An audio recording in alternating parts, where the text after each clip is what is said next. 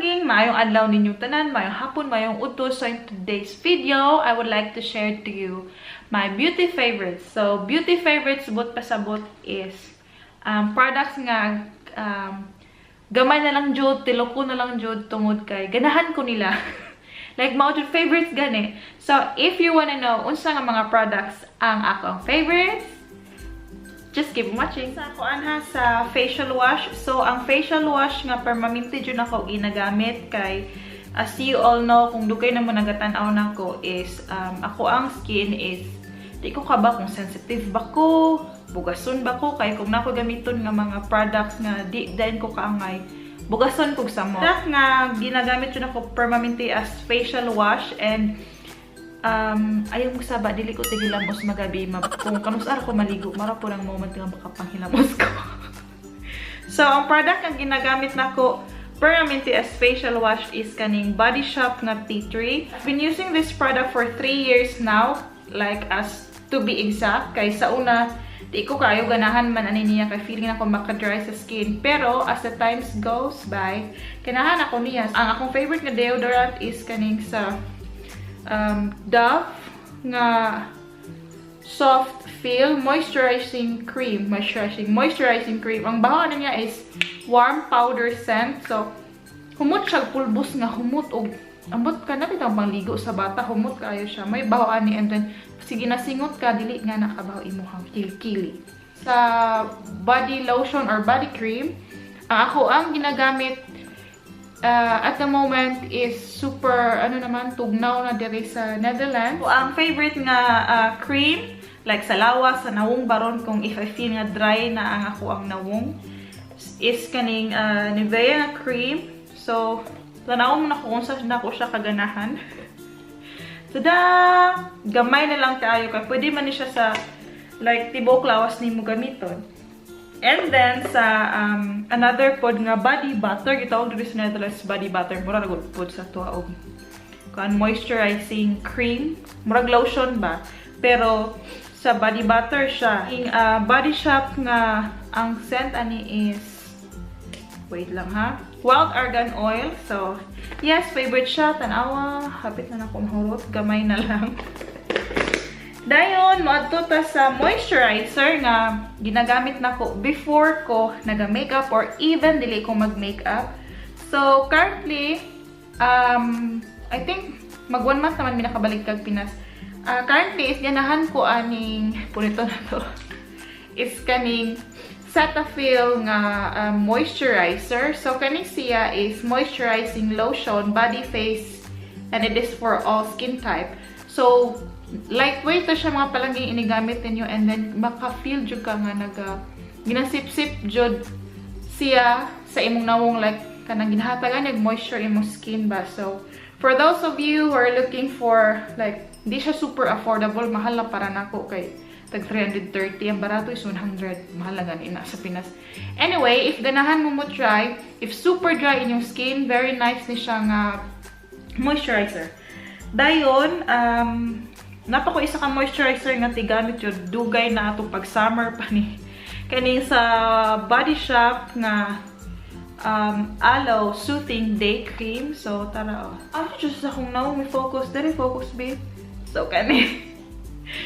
So, moisturizer sa Nisia, aloe vera, pwede sa oily, pwede sa dry skin. Powder yun nga ginagamit na ko at the moment, like, kuan dyan ako siya, like, permanente na ko gamiton. And di man sa niyo halata nga permanente gamiton is first kaning Maybelline Fit Me nga poreless, matte and poreless powder. So, ako ang shade ani is 115. Kani siya mga palanggeng, kung ginagamit na ko ni siya, most likely gina-focus na ko diri sa ko ang under eye. So, as you all can see, nag-hit ako sa pan kay favorite rin ako siya and if moingon mo nga touch up for oily, very nice siya and then poreless ang agita. Yung powder nga favorite na ko is kaning Catrice Cosmetics Prime and Fine Mattifying Powder. So, waterproof. Ang shade ani is transparent. It looks like this, mga palanggeng. Wala lang ni siya sponge, mo rin nakabatig na mo niya. But if you say nga favorite, din ako siya favorite, pero tanawan.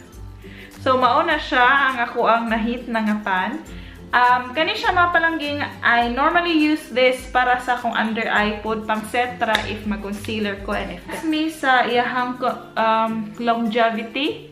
Think na sa mga 4 or 5 ka oras ay sa pa ka magulap kay ako mapansin ako diri man ko oily kani o kani diri oily ni na ako basta ting oily na. And then for the powder nga kanang powder jud nga powder is my new favorite is kaning tada!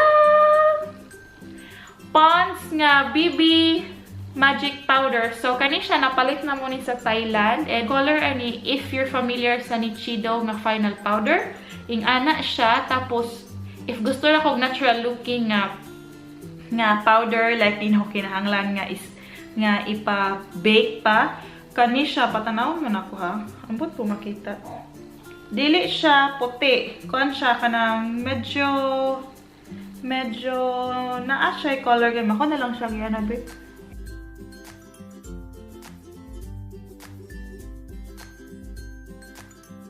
Sa fixing spray nga current nga ginagamit nako is kaning sa Body Shop nga fixing spray mint mattifying face mist. So, kani siya ginagamit nako if feel nako nga mag-oily ko that day or naami sa gawas, for example, katong nag-Thailand me, nagamit ko ani niya. So, mag-spray sa ta. Humot kay siya mapalangging asin, humot jud kaayo. Sagdaan lang ako na mag-set while mag-proceed ta sa ato ang video. For the mascara nga ganahan ako is kaning duha sa essence. If you're watching me or if you're following me, I think mga 8 months naman siguro ko nag-video or 7 months na. You know, nga kani ako ang foundation. Mascara ang ginagamit. So, first is kaning essence nga Lash Princess Mascara. Kani is Lash Princess man sila nga variant. So, this one makes your lashes long and create more volume. Tapos kaning blue, so blue, that means it's waterproof. And the same thing sa green, mag-create po siya of volume and length. Pang kilay is natay duha diri ka product nga favorite nako. So na-mention ako atong nagkilay ko, basic kilay nako nga I do use powder.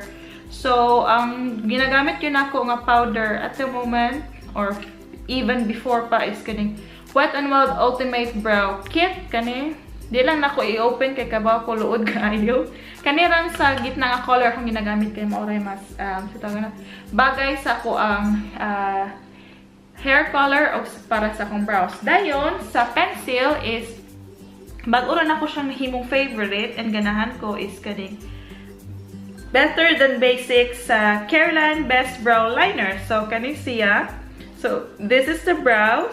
This is the applicator. So, ano siya, angled na ang forma. Tapos, nakanindot, na siya spoolie. So, 3-in-1 na siya. Tapos, nindot siya gamiton mga palangging. If you're looking for affordable na pangkilay, try ninyo ang Caroline. Ang shade ay nako ani is to.